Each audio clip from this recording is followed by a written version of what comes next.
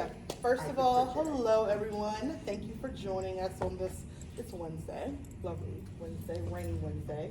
My name is Julia Scott, and I am super excited to do like part two of this discussion of Octavia Butler by focusing on the lessons from the parables, just to kind of give you some background information. So, for our first event, we focused on her 2000 Essence Magazine article called "A Few Rules for Predicting the Future," and so that essay really gets into, well, she's answering a question. Someone asked her, I wrote it down.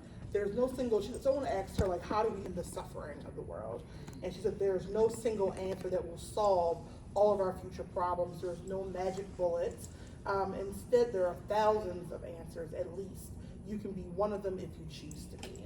And so, considering the world as it is right now, we thought it was extremely important to kind of just like revisit her work and revisit her words and how and why they're so important, not just for predicting the future, but how do we actually work together and survive in times of turmoil. And so in that essay, she gave us 4 lessons that we should be, kind of reminded of. Learn from the past, respect the law of consequences, be aware of your perspectives, and count on the surprises. And so you can certainly go on our YouTube and watch that. We recommend that. But for today's session, we're going to actually use 2 of her famous stories or famous books, which are the parables. So we have Parable of the Sower and Parable of the Talents. And we're going to get a little bit deeper into her work. And the 2 themes that we kind of chose for these like parables were choices and change. Let's go to the next slide. Yeah, well, that's me. That's us. This is us. Yeah, look at the next one. Yeah, so choices and change are really big themes in a lot of her works, but most certainly in the parable series. And so there was supposed to be a 3rd one, but she had unfortunately passed away before that was able to be published. But as Adar had mentioned, the choices that people make as individuals in a society and the fallout from those choices, the changes that they introduce, support, and maintain. So we're going to use quotes from these 2 books, and we're going to have a discussion. And the first quotes, you can go to the next slide, that I have is from the Parable of the Talents, which is, to survive, let the past teach you, past customs, struggles, leaders and thinkers, let these help you, let them inspire you, warn you, give you strength, but beware, God is change, past is past, what cannot come again. To survive, know the past, let it touch you, then let the past go. And so I wanted to start with this particular quote because I feel like, unfortunately, we are in a situation where, as Baldwin was saying, the past lives within us. It's constantly a part of who we are, how we view the world, how we're able to navigate the world. But in this piece, she's saying you gotta let it go. Like, you're supposed to learn from it, you're supposed to engage with it, but then you have to let it go. How do you think like this quote and like some of the other kind of topics in the Talents and the Parable of the Sower are preparing us for like today? We were just talking about that. Okay, start, Brother Merrick. I think that one of the things about this quote in particular reminds me about how, when we look at how old this country is, it's really not as old as its parent country, right? And so part of our delusion here in America is American innocence. So does this country get to be like a small child forever? Clearly you have to grow up. But part of why I bring that up is because oftentimes Americans are loath to even investigate their own history or talk about their own history because there's a lot of shame around it, right? But the thing is, if you don't talk about it, that doesn't mean it disappears. It's ever present.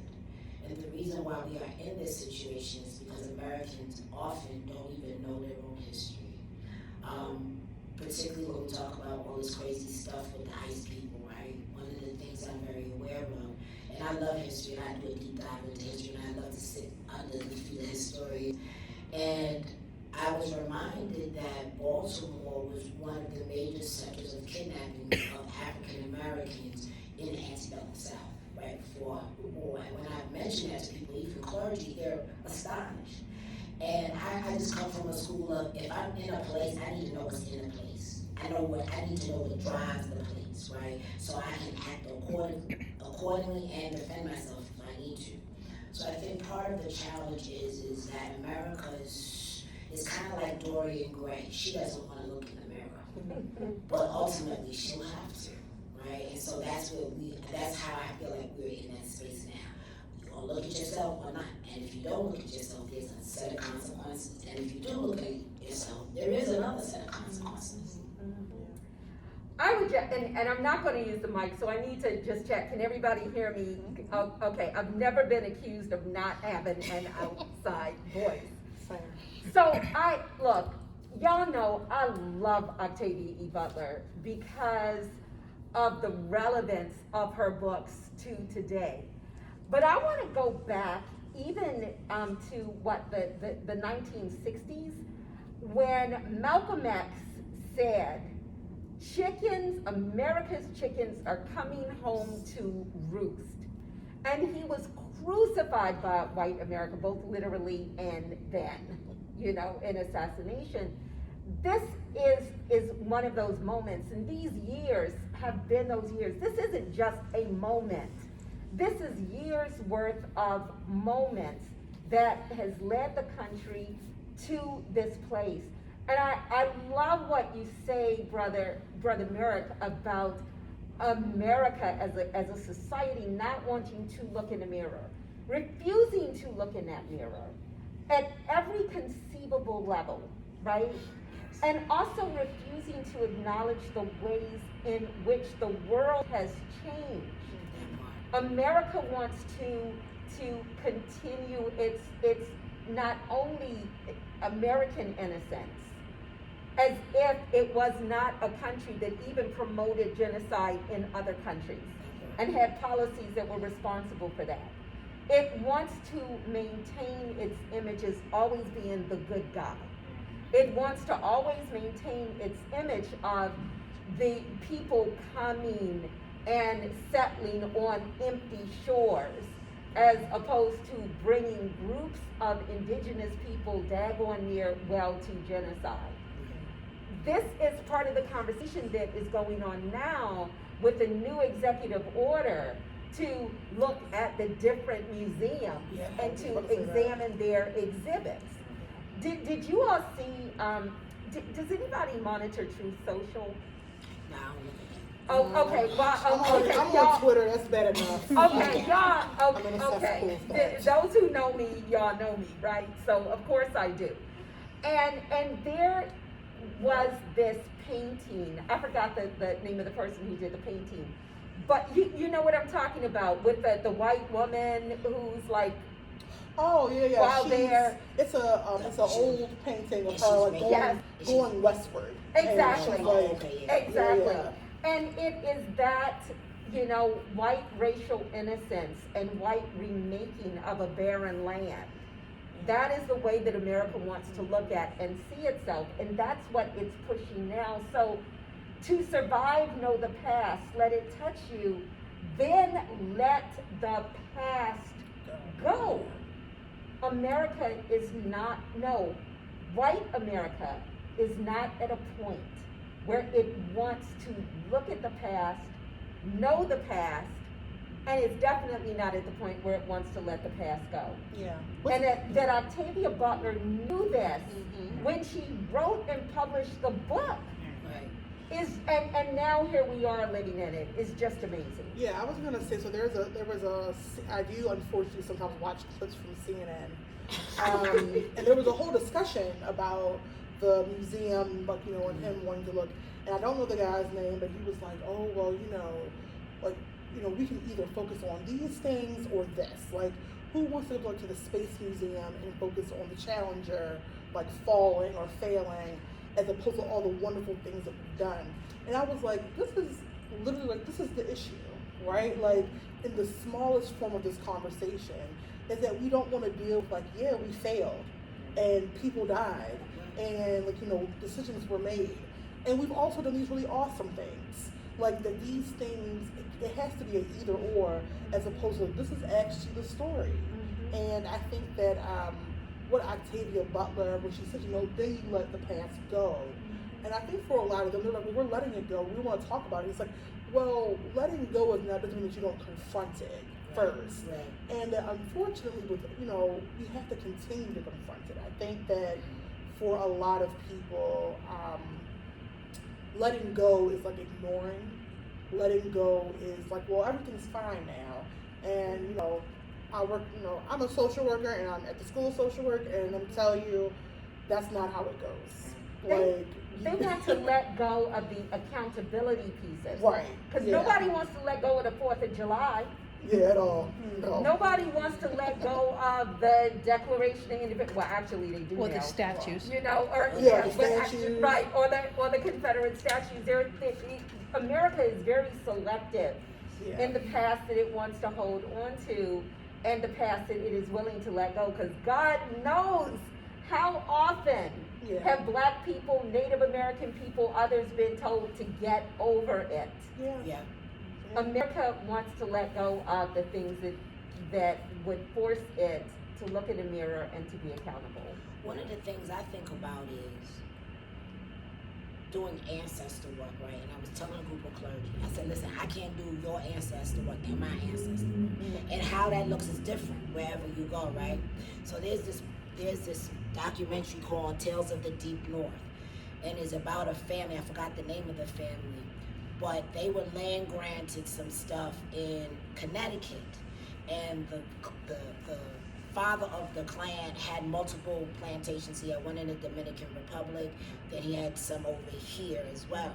One of the things that was very interesting is I think he might have had breeding farms too, but the woman who got everybody together faced incredible resistance from her family because they didn't want to revisit it.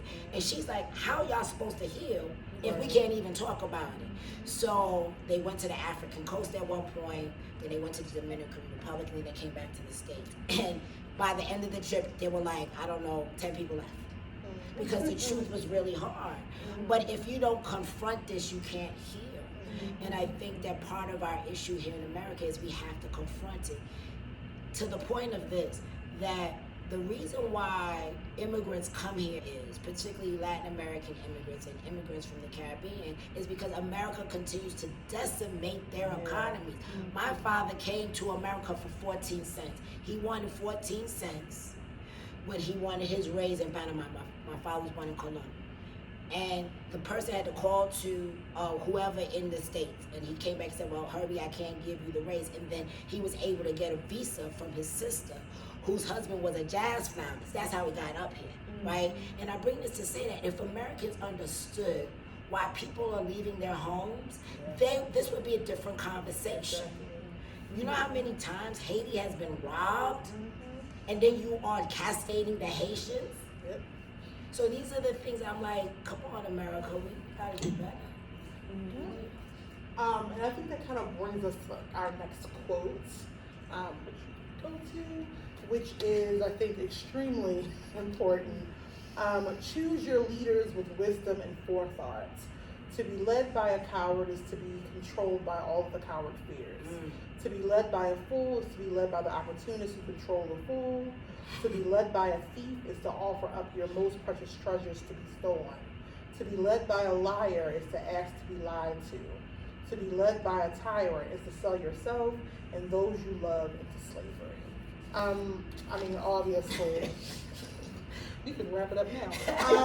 But no, I think that this is, I will never forget the first time I read this and understanding it, and then rereading excerpts of, Parable of the Talents and of just like different literature, and being like, oh wow, like this is now. I think when we look at our current political kind of situation, and who is in charge, and he's been in office almost like 6 months or so now. I think it might be 8. Okay, yeah, I'm in January. So he this to be led by a tyrant is to sell yourself and those you love into slavery. What's interesting right now is we're seeing a lot of people who were like supporters of the Republican Party, of Trump himself, and they're kind of like, well, we didn't know this was going to happen, right? We're starting to see some of these walkbacks of, oh well, I didn't know it was going to be like this, and I think it kind of ties to that first quote of not for one really knowing history. I mean, and some of this history is like, well, he was in office in 2016. So it's not even like distant history. It's like not that long ago. But I think that there is something about America, and like I've always kind of believed you sometimes get the leaders that you deserve. It's like not that all of us deserve it, but that I think because we refuse to have the hard conversations, because we refuse to confront the past the way we need to, and hold each other accountable for that we keep choosing the same kind of thing. We keep kind of being in the same space. And so I want to know, what are your thoughts on Octavia's words around leadership and how we can, what bad leaders will do? Do you want to start? Okay. I love this quote because it so speaks to the time. But I also want to be clear, because this is the whole concept behind the Earthseed series. Octavia Butler was talking about planting seeds. And all of these quotes exist within that concept of planting seed and seeds taking root and growing or not. We would not have the leaders that we had the seeds that have been planted not grown. Because the leaders just didn't get there by osmosis or magic. The people in this country put those leaders there. They made choices and decisions, period. And people can talk about the election was stolen, and you know what, and maybe it was, right, maybe it was. But here's the thing though, with all of that, had enough people not voted for this person, there would not have been all the stealing that would have been able to happen to turn it. Right. Because, and I say for this reason, you can't say to exonerate the voters who voted for him knowing what they noted, oh, but the election was stolen, and then want to throw up. But anyway, 20% of black men voted for Donald Trump. Yeah. Why are you not talking about those votes being stolen? Right. If you think that the election was stolen. Never have I heard that, and trust and believe I've had a whole bunch of arguments about this very topic. Nobody talks about that. So even when the conversation about whether the election was stolen or not comes up, it comes up in a way that exonerates or attempts to exonerate white voters. And it throws the minority of other voters from historically marginalized communities under the bus for having voted for. And there's always a certain percentage of people from historically marginalized populations that will be, for any type of oppressor. We can look at 1930s Germany, which everybody also loves to bring up and compare to this, and we can see that there were also a certain part of Jewish voters who voted for Hitler. But we never talk about that and say, oh, but it was their fault. They shouldn't have voted. They deserve what happened. We don't do that. But we do that for black voters, the minority who did vote for him. We do that for Latino voters who voted for him. We do that for other populations, and then say, when we get to, but the majority of white men and white women voted for these leaders, then it's like, oh, but no, that really didn't happen. The election was stolen. So saying all of that to say, we've got to get back to an even deeper conversation, which is what I hear you bringing up, Brother Merrick, about the roots, the seeds that were planted, the seeds that have grown, and the fact that that now we are in a harvest Yeah. of those choices and those changes. And we cannot outrun the storm of this harvest. We are in it. And part of it is why the leaders who are chosen have been chosen, because they have come from, they are the blossoms of those seeds that were planted. Yeah. I won't call them rotten fruit, right? We got strange fruit, but they are definitely rotten fruit. So when I saw this, I was like, are we sure that Octavia Butler is not a prophet? Because that sounded like a straight from God to me. And I was like, But I think that when we look at our nation and where we are now, I've learned to listen to many different people. And there was a video that I saw on Facebook, and this white woman was talking about why white folks don't necessarily interrogate their own history. And she said it's because they were told from young, you don't question these things. And that resonates with me as someone who's Roman Catholic, because there was just certain things that you couldn't say to the nuns. Or they would hit you, like I was there when there was corporal punishment. So I think that oftentimes there's a fear, like how do I address the situation? And I think it's important for you don't have to make a big spectacle of this. You can really just go to the library and look. You can, they have tours of Greenmount Cemetery where John Wilkes Booth was buried. You might want to see that. Do you have a connection to that? Because he was a Marylander, I heard, right? And so, particularly in Baltimore, there's so much history around us, right? And I remember saying to someone, I said, I didn't really realize this was the South until I crossed the Mason-Dixon line. And I'm like, this is not the South. And I was like, no, I'm from New York, right? They taught Civil War when I was going to school. But what I realized was there are a lot of Marylanders who do not want to claim a Southern designation because they still have issues around their history in this space, right? And then you got the Catholic part about it, right? How the Catholics sold slaves, and they didn't want to talk about it, and they were forced to talk about it, right? Particularly in the Georgetown incident. And I think that there's a lot of shame, but there's a way that you can deal with your shame in private, as they say, go into your prayer closet, or wherever you want. You might want to hug a tree and talk to the tree. But at any rate, you really do have to take the bull by the horn. Even if it's just for you and nobody else in your family wants to hear it, it's important because then you have the information to pass on to the young ones. Because you might have to skip a generation to pass the information on so that the family will not continue to swim in this morass of crazy when you could really just embrace the history and then let it go. And that's why we also need a reconciliation commission here. Yeah. But there are a lot of people that don't want it. You know why? Because they literally just published an ad of, I think it's 200 people in the Senate and in Congress, and they are still living off of their slave money. I want to know where my money is. I think what's interesting is I was just saying that I had gone to Charleston for vacation for a few days. South Carolina. Yeah, and when I came back, so my mom's side of the family, they are Geechee or Gullah people, and so there's a lot of history in South Carolina. My grandmother is from Hilton Head Island, and so we actually visited. We went to the International African American Museum, which was beautiful and just really, lovely, and there's a lot of beautiful information and powerful information.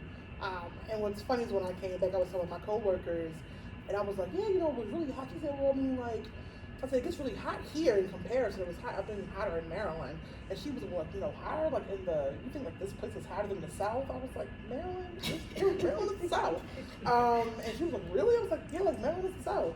And so I think that, definitely there's a lot of, wanting to put off that kind of Southern history. We see that not just here, but I think just in our kind of national conversations.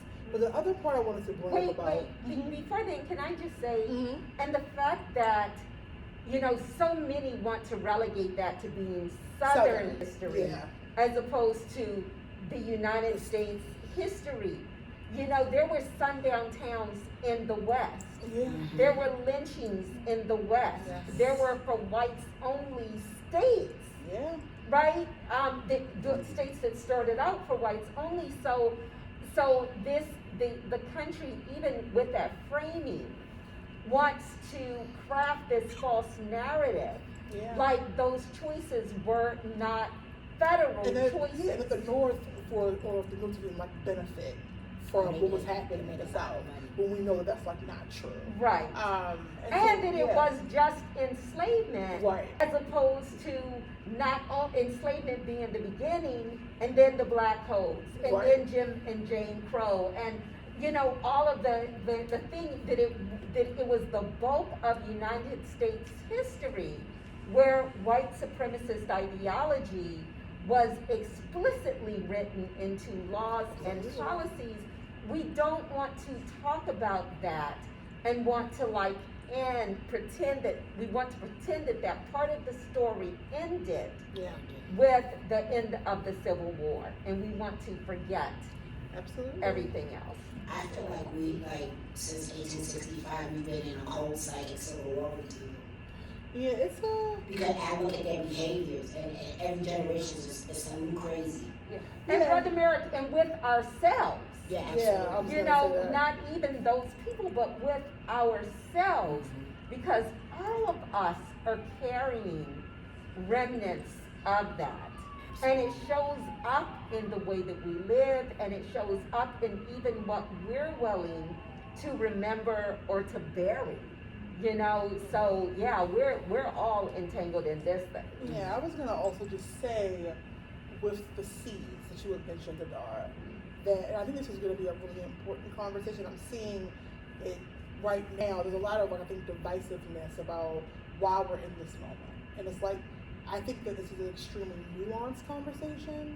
I think we can talk about white supremacy, and it can't just be, I think, unfortunately for Republicans, just very easy to kind of like say, well, if you had not just voted for him and voted for Kamala. And I have been telling people, so we keep talking about the part, choosing between the lesser of two evils.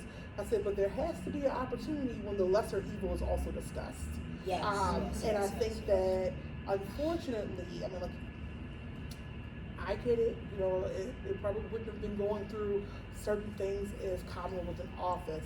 And there's a lot of history within the Democratic Party, within this country, that can't be smoothed over, right? With, having Asian, African American woman in the White House, or even having, Obama in the White House. Like, it's really not about the person as it is about, like, the other things that are kind of like happening. I think that America, in a lot of ways, we have excellent PR. It's like we're like a magazine, right? It's like a glossy magazine. Yeah, a very glossy magazine. It's like, and I think that we have fooled ourselves into thinking that leaders are like the way forward, as opposed to like we the people ourselves. Like, we have to do the work. Like, we have to force people to be like, actually, no, you do want to talk about this. And if you don't want to talk about it, then like, okay, but we have to have this conversation in order to actually move forward, and so I think to be the people we claim to be. So definitely, I think those seeds are all there. I think also too that this moment showed a lot about the Democrats. Yeah. The cowardice. I don't know why Chuck Schumer is the leader of the Democrats in the Senate. It's time for him to go. He needs to go back to Brooklyn and eat a hot dog. I'm sorry, he just needs to. Because the fire we need is not there right now. Like, you got 5 people: Jasmine Crockett, Ayanna Presley, Maxwell Frost, Summer Lee, and there's somebody else whose name I can't remember. It's a few. And at the end of the day, those are the people that are fighting. But in the back, you have the wheelers and dealers that are really hampering the people who want to talk to the people. And they won't get out of the way. One of my biggest disappointments is Hakeem Jeffries. He's from Brooklyn. I know he has a goon squad, because Brooklyn has a goon squad. And at the end of the day, you're not doing anything. You're not doing anything. So what is the point of this, right? And somebody said it might be Nancy Pelosi's influence. That's great. She also needs to retire. But at the end of the day, we need fire in our bellies because these people are they're doing what they need to do. But what are the Dems going to do? And at some point, I'd love to see a multi-party system. That would be great to have more choices. Yes, it would. Yeah. All of that. I'm gonna have a look to our next one because I think that kind of gets into, also just kind of the realistic, like the reality of the situation, which is there seems to be solid biological reasons why we are the way that we are, but we can choose. We can go on building and destroying, or we can make something more of ourselves. We can grow up.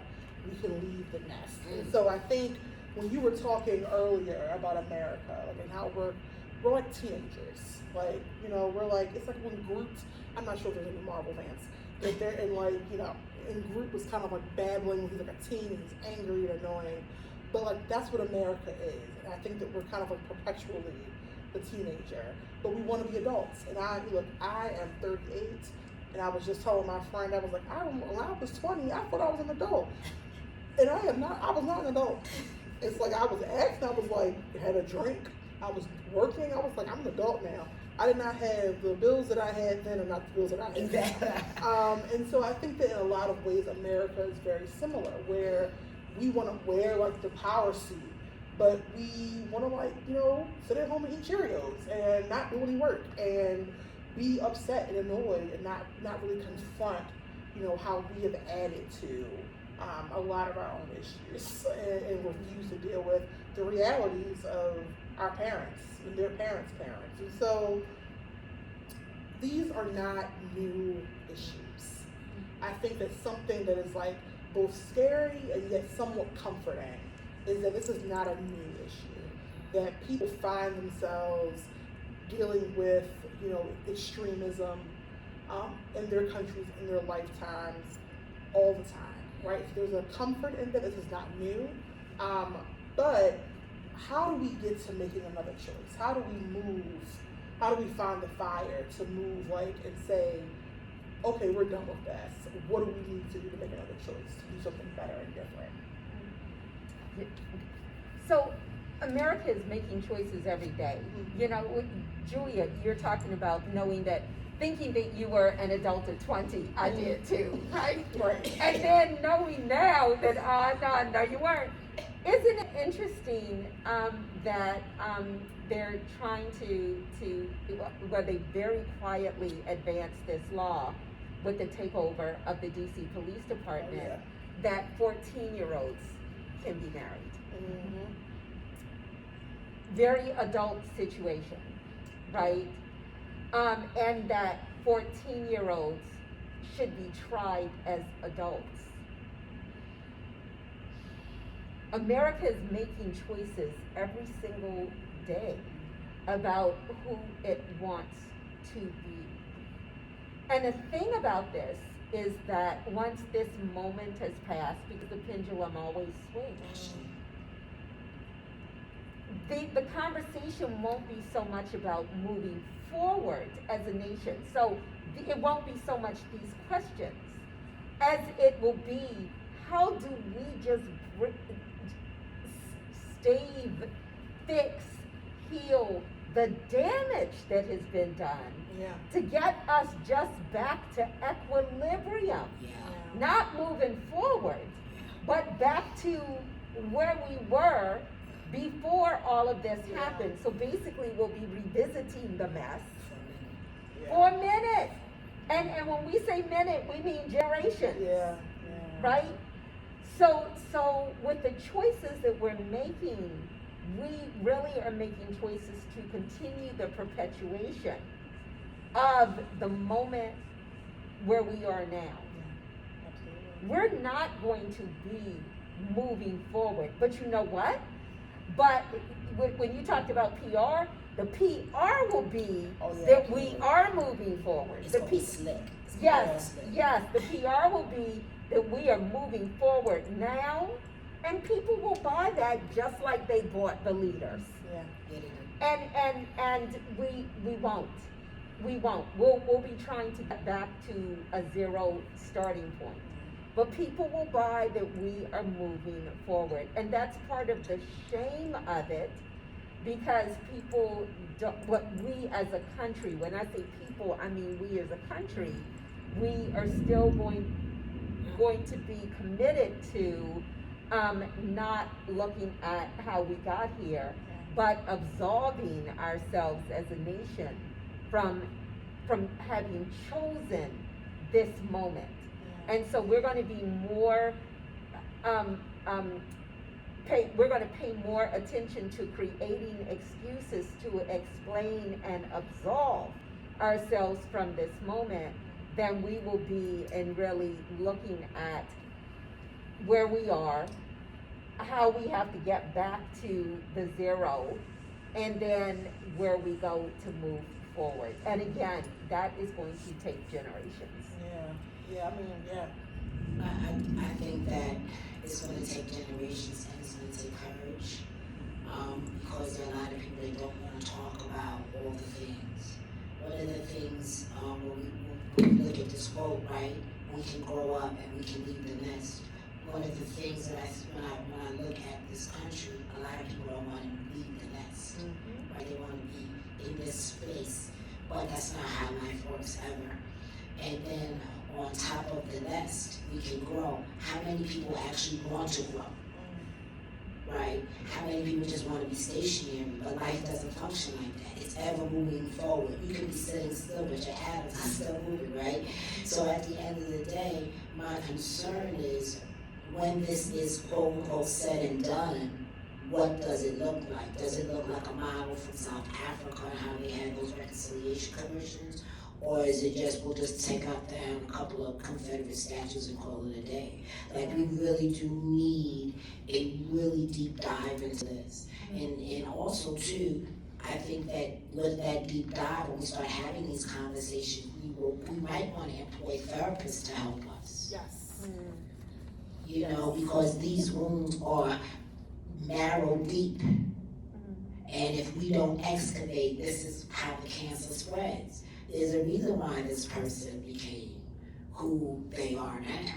When I was growing up, he was a punchline in a rap song during the 90s. Nobody took him seriously. When he tried to bag the Central Park 5, people were upset about that. And that was that. So it was really appalling for a lot of people to actually believe what he said, because he's a very well-known liar. Yeah. So but we also know that it's the economy. No, it wasn't. And someone reminded me that this might be a mirror era of the Reagan administration. Oh, yeah, it is, yeah. Because the welfare queen situation, and now we're demonizing black teenagers in DC. How they basically stopped the Black Panthers when he was governor of California from having guns, right? And then only to trade guns for, was it Iran-Contra? So all of these contradictions, and it looks like Mr. Orange is taking a play out of that playbook. Oh, yeah. He's And it's not even just him. Again, it is the people who, it is a society in which he can thrive. Yes. Yeah. You know, it's not, if it were just him, that would just be the person thing. that comes out for Thanksgiving dinners and everybody ignores and then they go. No, the country in which he thrived created this. Yes. The people who voted him in created this. The people who are around him. That he are was pushing it. allowed, and not just him, because it is party-wide. You know, it is Project 2025. It is everything and everyone, right? It is those who are disillusioned. It is those who say, I am going to have a strict purity test, and if people can't meet that, I'm not compromising. So I am ready to throw and disrupt and destroy everybody's lives, because he said what he said, everybody knew it. But I'm willing to do that because people can't pass a purity test.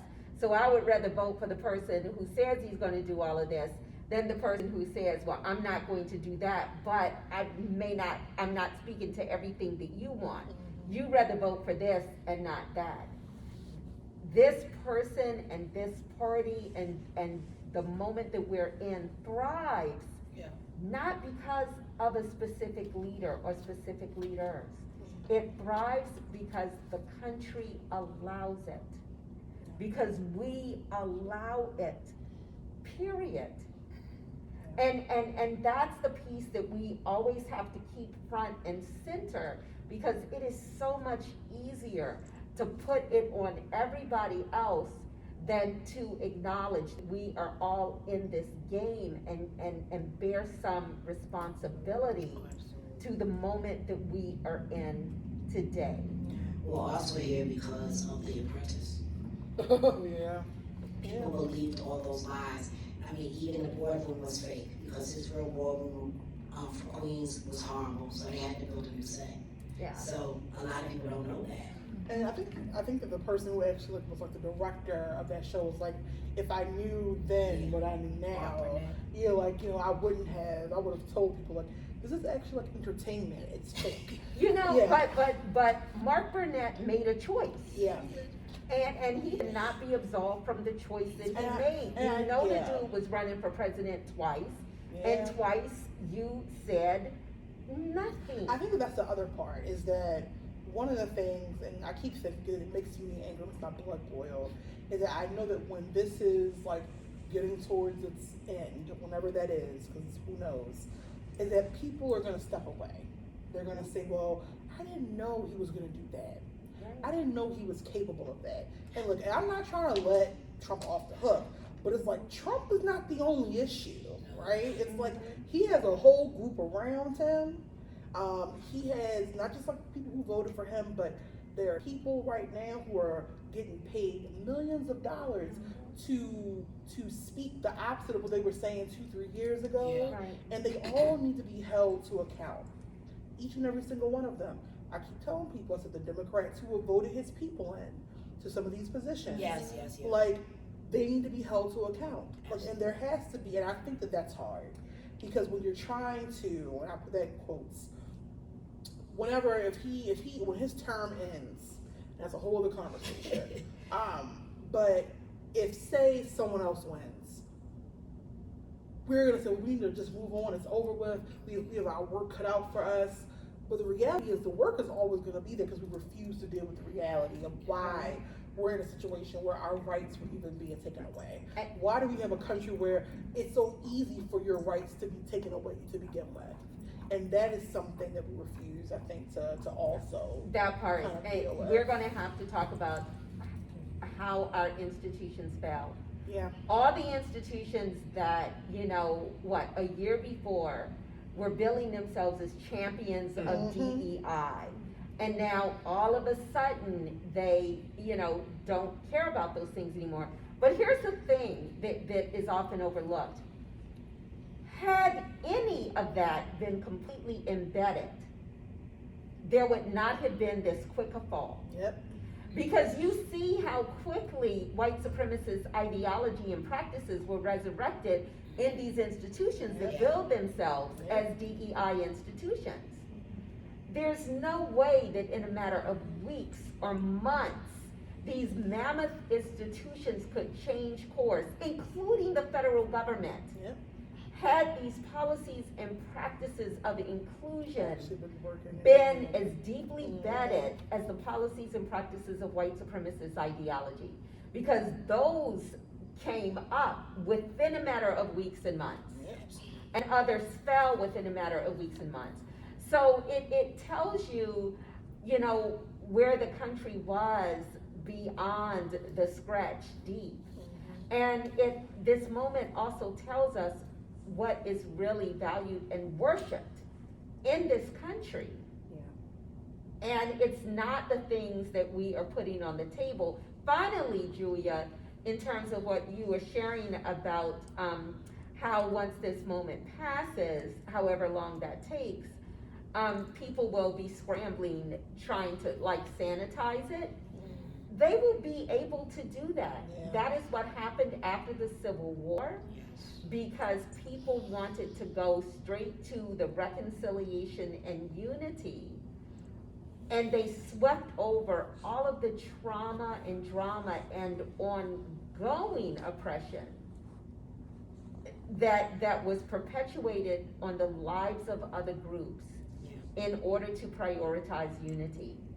And so if there will be any lessons of the past followed, if we're following how historically those lessons have played out, this country will do the same thing, and it will sanitize what happened.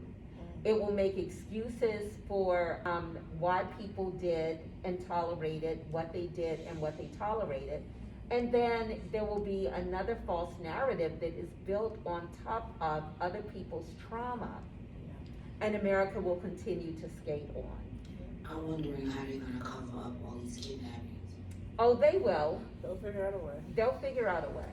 Yeah, I think it's interesting because that's like that it's a depressing comfort, like knowing how easy it is. Like now that I'm older, like I said, my dad is like a huge history buff, and he would tell me all these different like historical stories, like from this country and other countries, and I remember just being like, wow, like that's nuts, like, but how did they deal with that? And then to be at a point in my life where I'm like, oh, like it's happening here, but it's always been happening here. Yeah. Like really being able to think, oh, it's always been going on, that it's just a constant loop of awful thing happens and then we cover it up. And well, we just came out, technically we're still in it. We're in a pandemic. Millions of people died, and this country is not dealt with. Right. I think that's a sick issue too. Yeah, it's like that is sickness. Like we were all at home. We saw like, we heard ambulances. Like, we all heard it. We saw it. We've had people who passed away, and it's like so individualized, as opposed to like this was actually a loss from like our entire country. People passed away. Families were torn apart. It's like it's such an interesting thing to live through it and to realize that like there is no like, I guess, leader that's gonna save you. That it's really like the people themselves. Like this is where I think community is really, really important. Part of the reason why we're here is because a lot of Americans are looking for a savior from church indoctrination. And so for them, for some people in this country, they deify this person, which is completely, totally crazy and just outrageous. I mean, he has his own Bible twice. And I asked my priest one day, I said, why hasn't, and this, I think this was when his grace,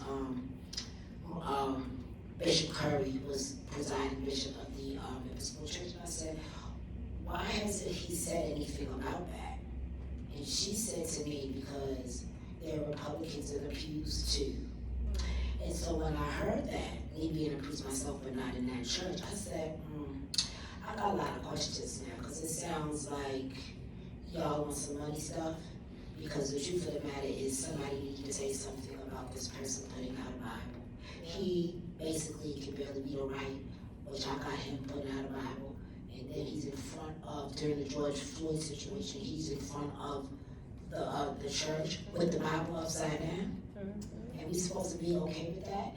And I just feel like, one of the reasons why we're also here is because of profound religious indoctrination. It is very, very profound and deep-seated. And it has often caused violence in this country as well. Remember, half of the people that was in January 6th, they were holding the crosses. And they built a gallows. So what does that tell you? But that is consistent with the history of the country. If we remember, there was something called a quote-unquote slave Bible. And so the Bible, Christianity, has always been used as a tool of oppression in support of white supremacist ideology.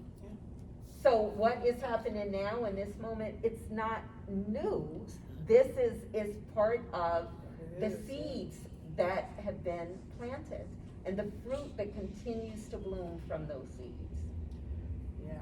So one of the things that we did discuss, speaking of like community, is like we're currently in a culture of like I don't owe people anything, I don't owe anyone anything. And as we know, like white supremacy culture does really kind of celebrate like individuality and kind of individualist kind of like thinking, as opposed to like collectivism or being a community, and how that actually is also a part of our power, right? And so with this next quote, we were talking like how do we make sure, how do we talk about empathy, because that's a large part of the stories, right? That empathy is needed in order for us to confront not only our past and the issues of our past, but to heal and to move forward. That maybe part of the reason when I heard about like, oh, they were going to deport people, I was just like, whether I had a thing with the borders, I don't, but say I did, like we're breaking up people's families. Like there's a lack of empathy, I think, in a lot of us, and I think in this country, where it allows us to honestly do like deeply awful, devious things. And so the quotes from Parable of the Sower is, the character has, I forgot what it was, like hyper empathy. Right, Yeah. hyper empathy. And, her family tells her, like, you need to hide that. Like, don't use that. Like, it's going to be too much. And so the question becomes like, but if everyone could feel everyone else's pain, who would torture? Who would cause anyone unnecessary pain? And so I think that there is a question around how empathy is looked at as less than. That love and like, enjoy, those things are seen as weaknesses. And we even discussed, I think, that Trump and like people in his party have been like, yeah, like empathy is like a weakness in this country, and honestly, when you think about it, it's something straight out of like an '80s like villain movie. But Greed is good. Yeah, it's like greed is good, empathy is weakness, and I think that is an important question. How do we use empathy, and why is empathy so important? I think in Octavia's kind of like vision of a new world, and how do we use that here? How is it maybe something to help us like hope for the future? So this is so interesting. I think that this was one of the most interesting things about the book for me, that Lauren, one of the main characters of the book, has hyper empathy. And in that world, it is described as a neurological condition, as like a negative medical condition, negative, and something to be ashamed about, which is why she was told that she needed to hide. But she was also told she needed to hide it because in that world where people had to scrounge for everything, and we see that her brother, she thought her brother had died when he went out. Her father, ended up being killed by, I don't know, roving gangs or whatever. The whole concept of empathy is one that could put your life in danger, because you then would paralyze, she would become paralyzed in feeling the pain of others, right? And so there is that. Empathy is not only, it's not that it's bad, it is that it is a weakness, and it is something that can get you killed. So now here we are, and her books was written, I think it was like, it covered the period of 2017 to 2027, or something like, it was a period, but it encompassed 2025 too. That we have a major party saying that empathy is a weakness, and that one of the I think the quote was something like, one of the greatest weaknesses of Western civilization is empathy. Yeah, that was Elon Musk. That was Musk. Then he asked for empathy after they jumped his cars. Right. So empathy for me, but not for thee, right? Yeah. And so again, getting back to the seeds planted, the lack of empathy is a bloom from seeds. Some who know me know that I've been doing this study of 1940s and 1950s TV shows to see like how America became America because entertainment Yes. was one of the lifebloods. Oh my God, okay, it is so fascinating. I'm When sure you it get to is. Oh my gosh, it's so fascinating. But one thing that was really interesting about it was not only lack of empathy, but the lack of empathy as being part of a hyper masculinity, right? And one of the best quotes for me that summed it up, and this was in a Western, was this sheriff was saying to this guy who didn't want to be a sheriff. So the sheriff says, you know, I tried to give you the badge, but you weren't man enough to take it. And it's, yes, and so it's all of those types of quotes which really emphasize your, you know, ability to kill, your lack of empathy for any other human being or family around you, your having to stand alone, you're having to get yours no matter who else is hurt. So what we're seeing right now in terms of the lack of empathy, the lack of compassion, has its seeds in the very development and growth of the nation. So Lauren and the parables, Earthseed, her character is really a character that is reclaiming that, and her journey is a journey that is really forcing society to take a look in the mirror of where its lack of empathy has brought it. Yeah.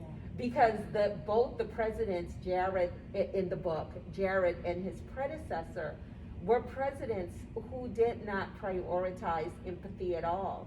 They were into the transactional and into the development and continuation of their agenda, regardless of what populations were hurt. They valued change, but the choices that they made to get through change, and the fact that change meant no matter who got hurt, stood in direct contrast to Lawrence, you know, God is change, and change is God, and everything that you touch changes and changes you. The hyper empathy in which valued other people's pain, which valued not the individualistic, but the community. Earthseed was a community, which valued the collective decision making, which valued, you know, when we suffer, we're going to suffer together. And when we grow, we're going to grow together. The mirror and the stark contrast that those situations, her as a character and her Earthseed universe, and then the establishment, President Jared, his predecessor, and all the minions doing work for him. This is where we find ourselves today. Yeah. The people with empathy who, like you, Julia, are going, oh my God, Yeah. we're not going to separate families. These prisons, these concentration camps, this is horrible. And then those who are saying, well, wait a minute. I think that it should have happened, but the only thing I'm sad about is that now it's happening to me. Right. But I was okay voting for it to happen to other people. Yeah. She is showing us two very distinctly different pathways of change. One that values empathy and where that leads, and the other that doesn't value empathy and where that leads.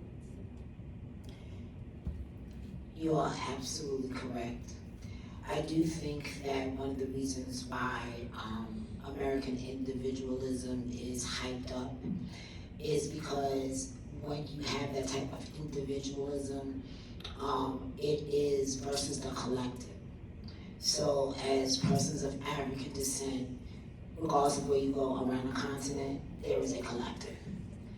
Unfortunately, because of the fratricide in Europe for thousands of years, they didn't develop that. It was a dog eat dog. And so, as a result, the folks that came over here, they came over here with that ethos. And in every generation, it plays out over and over and over again, and people are not critically thinking about why did this happen? Why did Dylan Ruth do that? Why? Oh, because Nick Fuentes told him? Nah, it's more than that. It's deeper. It's in the blood. And so if we don't interrogate those things, American individualism also leaves people very vulnerable. You don't get protection because you're not part of the collective, so you gotta fight it out here by yourself, right? But even the Quran says that I made you tribes so that you may know one another, which means that every living being on this earth has a collective. The butterflies have it, the worms have it, the alligators have it. If you look at primates, they have their own families, right? So clearly that is a natural condition of life on this earth, right? But if we are looking through the myopic lens of American individuality, it leaves us incredibly vulnerable to get hurt in a myriad of different ways. Can I also add on to that collective, because you're mentioning that every aspect of nature has it. And to me, that ties into Octavia Butler's emphasis on climate change. Yes. And on what happens when we don't pay attention to the fact that even the earth is part of our collective. It is our home, the place where we live. And if we're not paying attention and extending empathy to how we treat the earth, you know, drilling or not drilling, paying attention to what is it, when the dirt is exhausted from certain crops and so you plant other crops. We're not paying attention to any of those. We're cutting the rainforest. We're, doing all of that. And so we aren't creating policies that exhibit empathy or understanding or care toward the very ground on which we stand.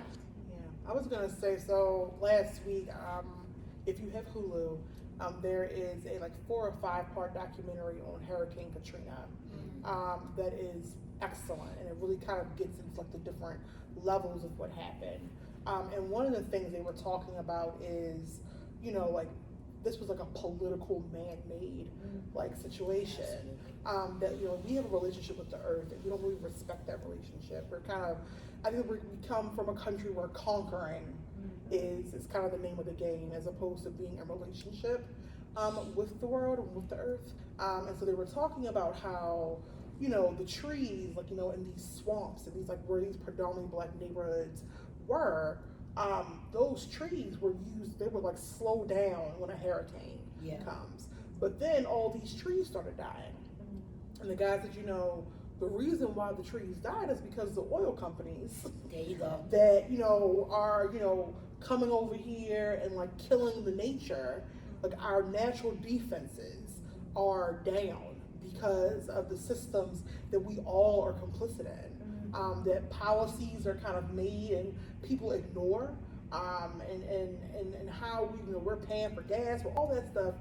We are literally paying for our own destruction. And it was so important, I think, to have that piece, that little kind of 2-3 minute piece in the documentary about what our relationship with nature actually is, and it leaves us exposed. That if we're thinking about, hey, granted, some people are hugging trees, some people, you might just admire them, but that the relationship between you and the tree and the nature that we have is to protect us, right? It's and so we literally are killing it, and we're oh, well, why are all these horrible storms happening?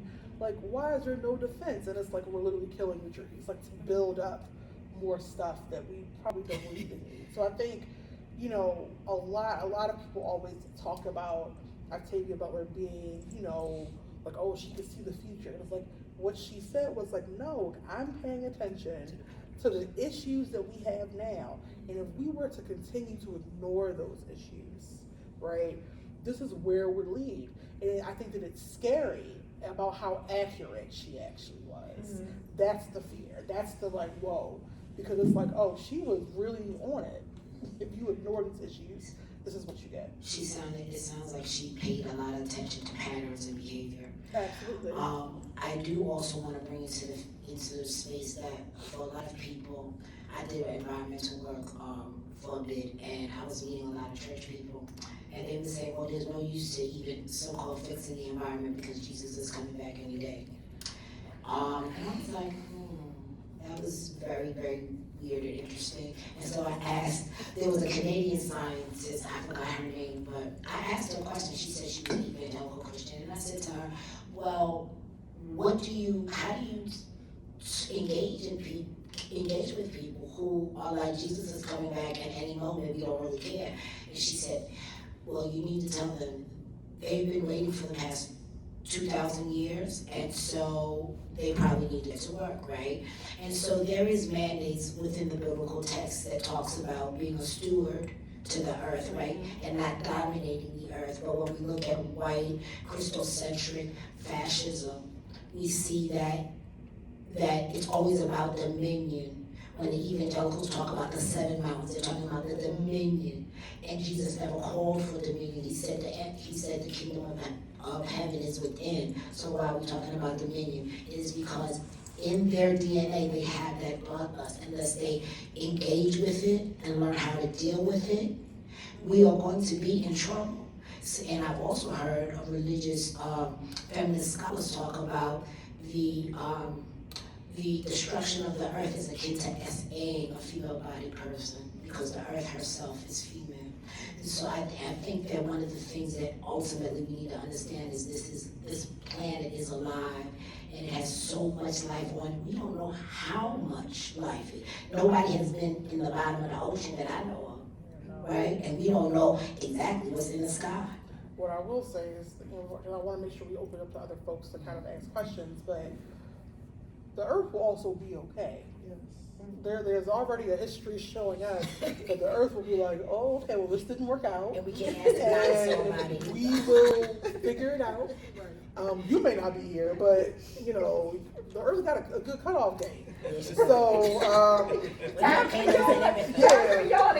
it will put you on mute for real. And so we can keep playing this game like we're better and we're smarter. But the earth has already told us, like, actually, girl, no, you are not. And you can leave.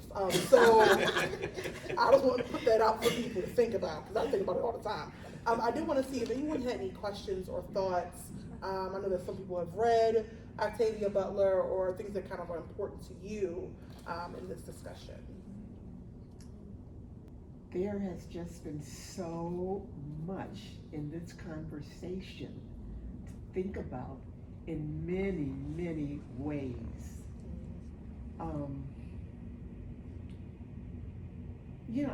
I think for me, as I was thinking back over the conversations and where they took us, parallel to the quotes, for me, it made me rethink things. For instance, and I don't want to take up everyone's, but for instance, I, for the life of me, cannot understand why we are in such a trans-like mentality, that we are just going along. It has bothered me, particularly from the Democratic posture, that there is nothing that can be done, or that no one is doing anything. And if things are being done, let me hear about them. I mean, I troll YouTube and blah, blah, blah, CNN, MSNB, until, I'm just mentally weary. Still looking for that stake in the ground where, people kind of, enough is enough. You've gone this far, but you're not going any further. And I know that, for instance, among the Republicans, the comments were, that they, that they are moving along with Trumpism and everything. And, for me, it's not like it's even a cult. It's a very individual, I'm gonna get out of this what I can get out of it while the getting's good. Opportunism. Yeah. I'm putting this away from my kids and their kids, and I don't care. You get yours. You find a way to do it. Yeah. I don't know, it's a comment. You have just made me think more, and the pain is still there. I think about my grandchild. Yeah, like what world are we leaving Absolutely. for them? It's And I like to believe that there is a remnant. That there are enough of us who know better Yeah. and believe the institutions and know what they represented, how they stood, and how we benefited. And if there's that much memory left, then maybe there is hope. Yeah, I think that this is one of those things where, for me, because it's very easy for me to get very weary and therefore get angry and kind of live in that space, which is where it's a very difficult and not fun space to live in. But I do think part of it is who in my community can I engage with and work with. I may not be out, stopping ICE people from arresting folks. Yeah. I'm gonna be honest, I probably won't be. But are there spaces where I can provide, food? Is there spaces for education where that can happen? Are there spaces where I can build or grow with people? Are there spaces where I can organize with people? Because maybe not on the grandest scale, but in these kind of small spaces, where, in Baltimore, people are gonna need it. People, who are living on the streets, they're coming after homeless people. Poverty is, has already been, made illegal, but there are a lot of folks who are liberal-minded, who don't like homeless people, and don't see this possibility they themselves can be on the street. But, what are we actually doing to help and, provide other ways to help? And so I think, it takes a lot of just kind of patience for us to also kind of move in those spaces. And when in those spaces, those who should be leading those spaces, I don't need to lead everything. Sometimes I need to listen. And so if that means that the homeless person on the street is the one who's leading that, I need to be listening to them because they are living through it. And so I think there's a lot of space and opportunity for all of us, no matter who you vote for, honestly. But definitely, I think if you're someone who's considered progressive, to take stock of what we're doing and what we could be doing better. And it doesn't need to all be on social media either. So we don't gotta record that.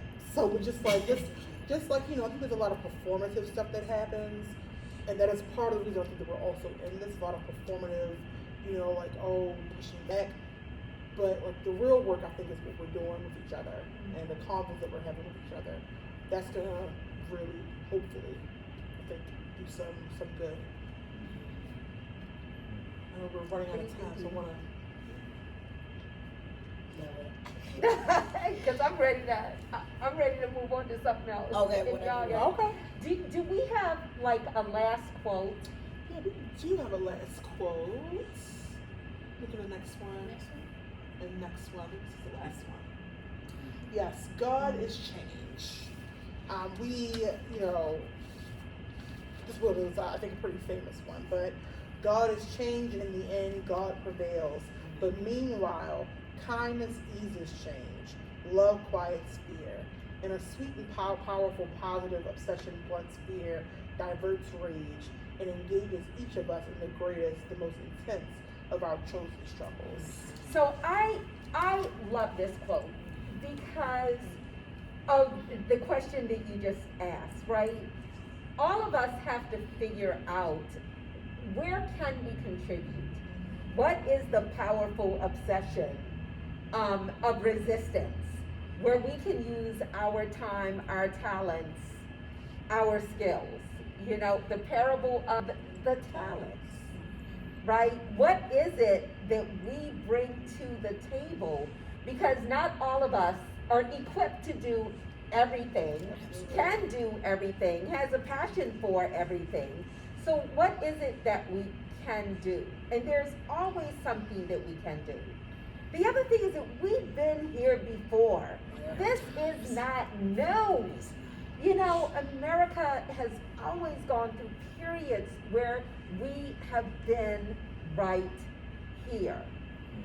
And it's so normal, I think, for America to be here with certain groups that we completely discount that. So for instance, I want to give a quick for instance.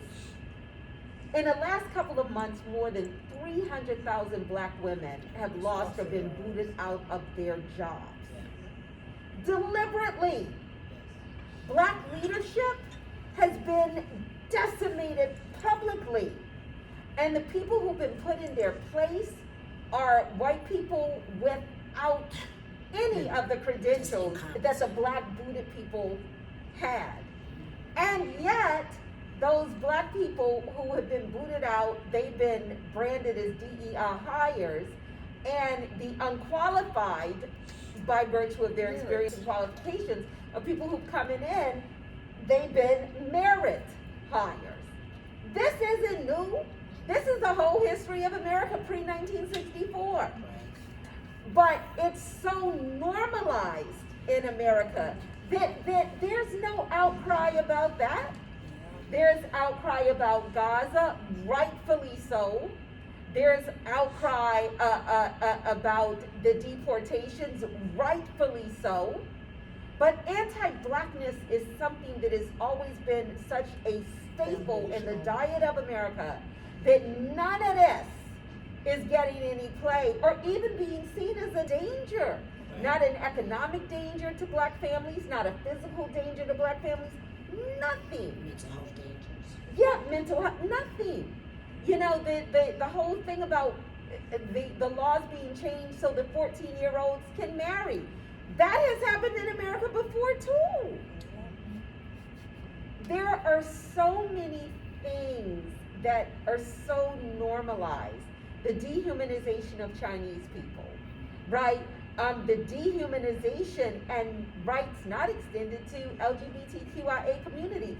And let's racialize that, right? So there are ways in which the country has been here. And there have always been ways and people who have been faced with these same questions that we're faced with now, who have decided that little thing that they can do that meets their passion, their skills, and they go ahead and do it without social media. All of us have the choice to do that. And again, this comes down to Octavia Butler's themes of choices and changes. What do we want to change? Us in this room right now. Right. What choices are we going to decide to make as we contemplate this conversation going home? These are the things that we have within our power to do. And we need to grab onto them because that is the thing that blunts fear, diverts rage, and engages each of us in the greatest, the most intense of our chosen struggles. There's so many struggles. Let's pick one and let's work in it using the talents that we have. I would recommend to everyone in the room the book Spell Freedom. Spell Freedom. It's the history of the civil rights movement as it attempted to get people in the islands off of South Carolina registered to vote. Yeah.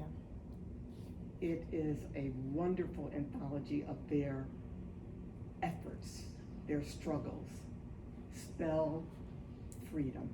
I'll check that out. I think Please for- Yeah, that's, I just for put that on my recommending reading it. list. I mean, I think that's the other thing is that, you know, we talked about in the earlier quote, learning from the past. And so Yes. learning from the people, like I going to Yes. South Carolina this past summer, and I went to Hilton the summer before last to visit family, is really beautiful because it reminded me like, oh wow, like it's all right here. Like the people, talk to your family, like talk to your elders, like, you know, revisit, like, well, I talked to my dad, I'm like, what were you doing like during these movements? And how does it feel to kind of be in this space again? There's so much knowledge there. Yeah, and I love this quote, and I love what the sort of remarks you just had about it, Adar. And I've chosen my struggle. We've talked about it some here, and I think that it's so interesting to sort of think about, like, if we look at some of these different points in history in which people have seen the inability of the status quo in order to allow them a way out of it and have chosen differently. You know, think about like 1844, both parties were about to admit Oregon to the Union again, and Oregon was doing so with the explicit purpose of excluding black people from civil participation. James Barney was running as an abolitionist candidate and was willing to take on the challenge at the time to make that a national political issue, and it caused a lot of problems, right? Like an 1844 abolition campaign in this country helped to usher in a period of democratic control that led to the Civil War, led to the Mexican-American War, but it also led to abolition, right? And however flawed that abolition was, it was much better in 1864 than it was in 1844. In Maryland, in 1866, or in 1864, when the Emancipation Proclamation did not emancipate the enslaved people here because it was a northern state, and there were still 87,000 people who were enslaved here, a group of unionists came together and were able to pass a constitution that changed those things. And in 1866, that got re-entrenched. And we talk about the seeds of things here. Maryland had this truncated Reconstruction because it was a northern state. And we did not have this period that went to like 1870 whatever. We had a period from 1864 to 1866, and during that time, the Brotherhood of Liberty in Baltimore was acting to set the groundwork for civil rights because they saw what was happening on the Eastern Shore, and they knew that that was the seeds of Jim Crow. They had the same sort of prophetic vision, not because they were prophets, but because they were observers that Octavia Butler had in the 90s. And like we can look at George Jackson, who was telling us exactly what the kind of situation we were facing was in the 1960s while Reagan was the president, and offering a path forward. And for me, I think that what I love about this quote is the ability to see clearly, like Octavia Butler was able to see when she was writing these books in a way that other people see as prophetic because they have not caught up with what you're seeing yet. Gives you the ability to see what that struggle is going to be, gives you the ability to see what your choice is going to be, and to quiet the fear and to have the positive obsession. And so, I mean, I love this quote as a summing up of this, and I think it is so important in this moment that we do exactly this. We choose the thing that we can do in order to resist this, whatever it is, and we go all in on that. Because if we don't, there's a lot of suffering, and there's not a lot of hope. And we don't all need to do the same thing, but we all need to do something. And you have just spit why knowing history is so critically important. Just what you were able to say and what you were able to bring in to contextualize the discussion and illustrate some of the places that the country has been, right? And I totally agree with you. That is why Octavia Butler, like you were saying, Brother Merrick, she was able to acknowledge and to see the patterns and pay attention to the history, and then to say, oh, okay, and this is what I see that's going on now, because this is where the country has been before, and this is the pattern that's been established. It's one of those things where, like, I see online a lot of people, well, stuff is not that deep, but I'm like, but it actually is. It's like I'm one, like I said, I was a humanities major, and like you see that they're coming after the humanities, right? It's like I've been saying for years, I'm like, they're gonna, because that's where a lot of the information is. That's where the critical thinking, not that math and like sciences don't have that, but there's a difference in how you have to interrogate information. You have to interrogate what people say to you. Right. You should be questioning even people that you love. It's kind of like, well, I mean, I hear you, but can you explain that? Because some of the stuff, if they were asking more questions, it would fall apart. But you notice they don't even ask the questions, and so I think that not everyone can do the same thing, but it is important for us to all work together to get to the path that we're trying to get to. Because yeah, so we're in a very interesting time, and we should be very honest, I think, about where we are, and not, making like, oh, it's real. We're in it, and we should be paying attention. No sugarcoating. Yeah, don't sugarcoat it, please. So I do not know your name, but I do know that all through this evening, you have just been, this has resonated for you. And so I am so curious as to what you are thinking and what you are taking from this. Thank you for being more optimistic than I thought you were going to be.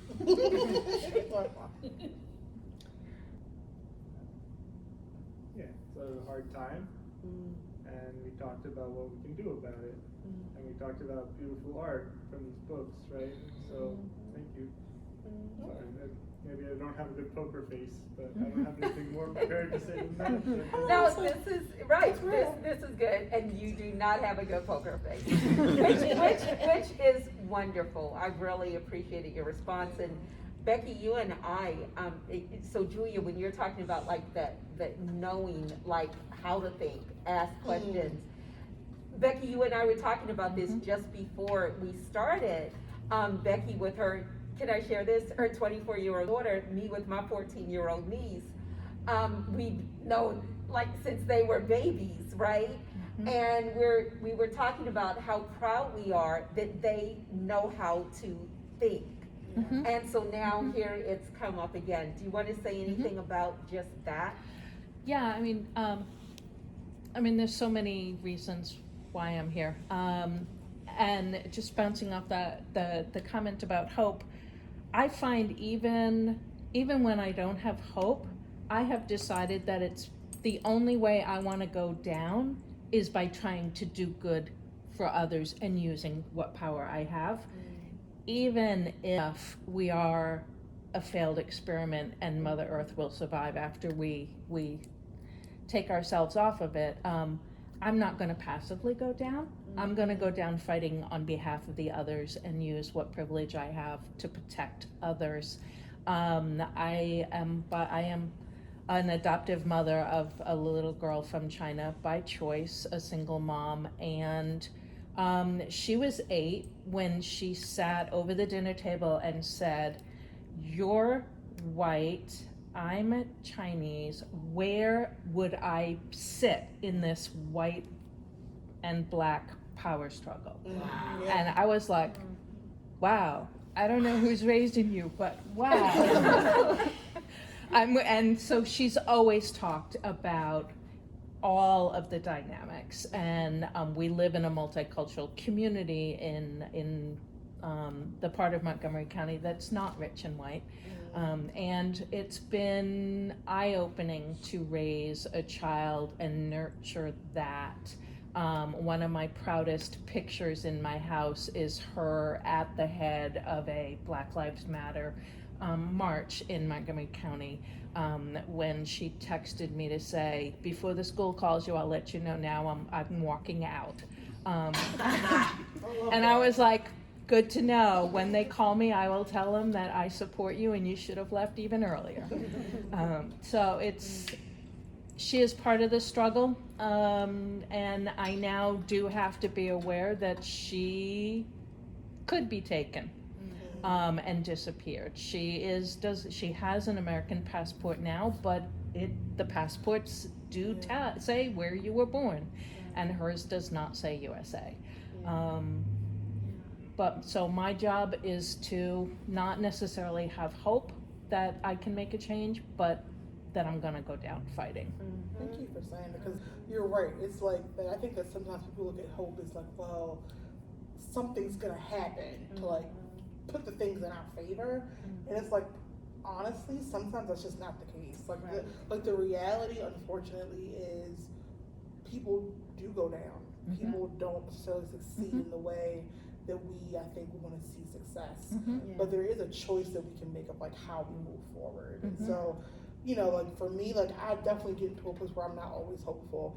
I get very, very dark, and I'm like, I'm gonna go in my room, and then I talk to people, I got to be with my family, my friends, and I'm just like, okay, I needed that because like those are the people that I'm fighting for. Those are the people that I want to be in community with. And so like having hope and joy and you know, and taking them to account and having them hold me accountable, that's a part of the work too.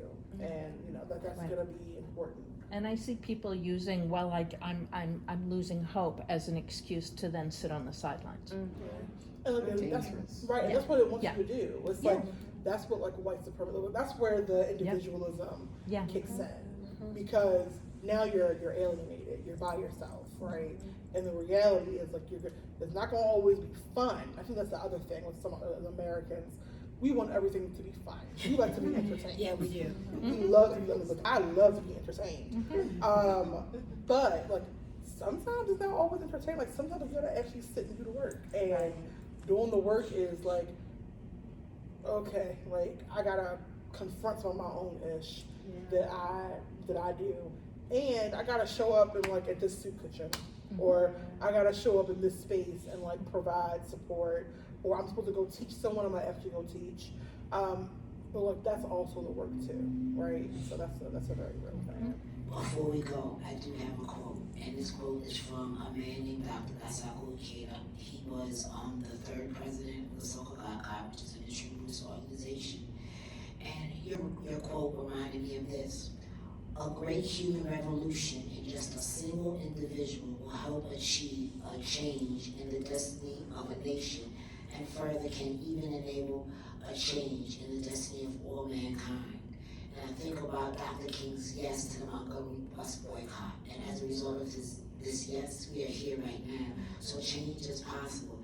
This one man with his yes created a whole situation. And I think that was beautiful. Margaret Mead.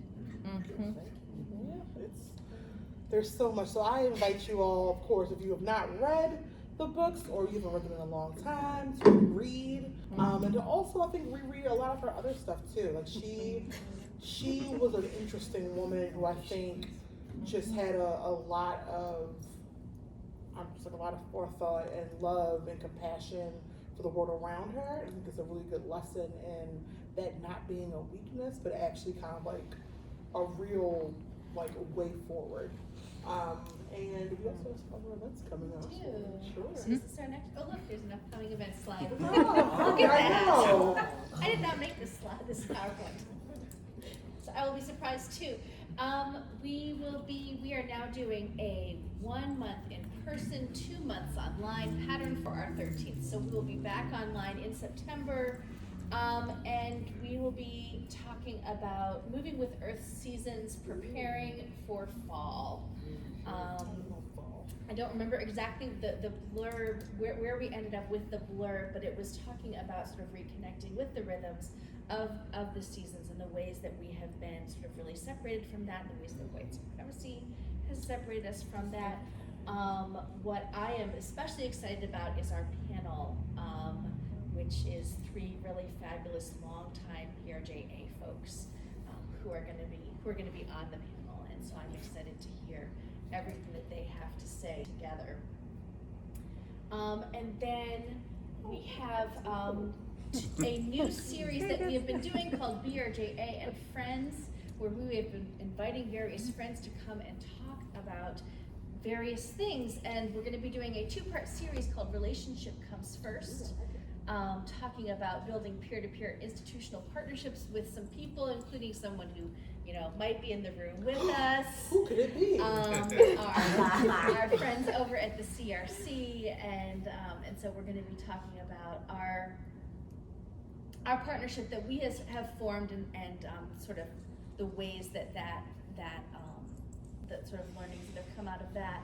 And then we have some wonderful grantor partners that BRJ has worked with over the years, that we're going to be talking with about the ways that grantors and grantees can partner together, and have that really be a partnership where trust isn't something that just sort of happens by happenstance, but is really the foundation of everything that happens within that relationship. And so those will be in September and October, and we're really looking forward to those conversations.